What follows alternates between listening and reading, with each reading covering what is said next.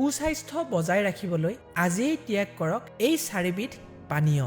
চিকিৎসক তথা পুষ্টিবিদসকলৰ মতে ছালৰ সৈতে অন্তৰ স্বাস্থ্যৰ পোনপটীয়া সম্পৰ্ক আছে। আমি ভালপোৱা কিছুমান পানীয়ই আমাৰ ছালখন ধ্বংস কৰাত গুৰুত্বৰ ভূমিকা পালন কৰে। সেই অখাদ্যসমূহৰ বিষয়ে আজি জানো আহক। বজাৰত বিভিন্ন ধৰণৰ পানীয় পোৱা যায় যি সোৱাদত অতি সোৱাদযুক্ত আৰু ইয়াক খোৱাৰ পিছত আমি সতেজ অনুভৱ কৰোঁ। মানুহে চিন্তা নকৰাকৈয়ে এই পানীয়বোৰ সেৱন কৰে।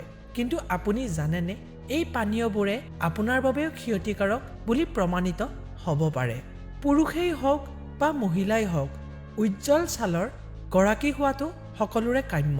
ছালখন উজ্জ্বল তথা সতেজ কৰি তুলিবলৈ সকলোৱে বিভিন্ন প্ৰকাৰৰ সৌন্দৰ্য সামগ্ৰী মুখত প্ৰয়োগ কৰে, বিশেষকৈ মহিলাসকলে।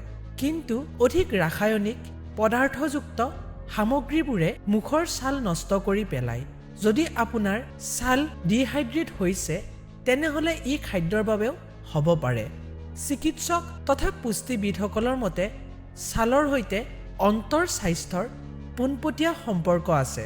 আমি ভালপোৱা কিছুমান পানীয়ই আমাৰ ছালখন ধ্বংস কৰাত গুৰুত্বৰ ভূমিকা পালন কৰে। সেই অখাদ্যসমূহৰ বিষয়ে আজি জানো আহক। সুৰা কেৱল স্বাস্থ্যৰ বাবেই নহয়, ছালৰ বাবেও অত্যন্ত ক্ষতিকাৰক।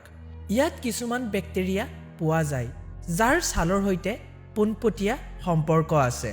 সুৰা সেৱন কৰিলে ছাল ডিহাইড্ৰেট হোৱাৰ লগতে ওঠ শুকান আৰু ছালখনৰ উজ্জ্বলতা হ্ৰাস হয়। ছ'ডা, ইয়াত উচ্চ ফৰক্টোজ কৰ্ণ চেনি থাকে যাৰ বাবে ছ'ডা খালে ৰক্ত শৰ্কৰা বৃদ্ধি হয় আৰু ছালখন নিষ্প্ৰাণ দেখায়। তদুপৰি ই অন্তৰ স্বাস্থ্যৰ বাবেও ক্ষতিকাৰক। কফি, কেৱল কফিয়েই নহয়, ফ্ৰাপুচিনোৰ দৰে পানীয়ই আপোনাৰ ছালৰ যথেষ্ট ক্ষতি কৰে। বহু লোকে অন্তৰ স্বাস্থ্য আৰু মগজুৰ বাবে উপকাৰী বুলি ভাবিয়েই কফি খায়। কিন্তু কফিত মিঠা আৰু গাখীৰ মিহলি কৰিলে ই আপোনাৰ অন্তৰ স্বাস্থ্যৰ বাবে ক্ষতিকাৰক হৈ পৰে। এনাৰ্জি ড্ৰিংক, এই পানীয়বোৰে আপোনাৰ BMI বৃদ্ধি কৰিব পাৰে। লগতে ইহঁতৰ সেৱনৰ বাবে আপুনি হতাশা আৰু উদ্বেগত ভুগিব পাৰে। এক অধ্যয়নত দেখা গৈছে যে এনাৰ্জি ড্ৰিংকছ সেৱন কৰা লোকসকলে আন নিচাযুক্ত দ্ৰব্য সেৱনৰ প্ৰৱণতা বৃদ্ধি পাব পাৰে।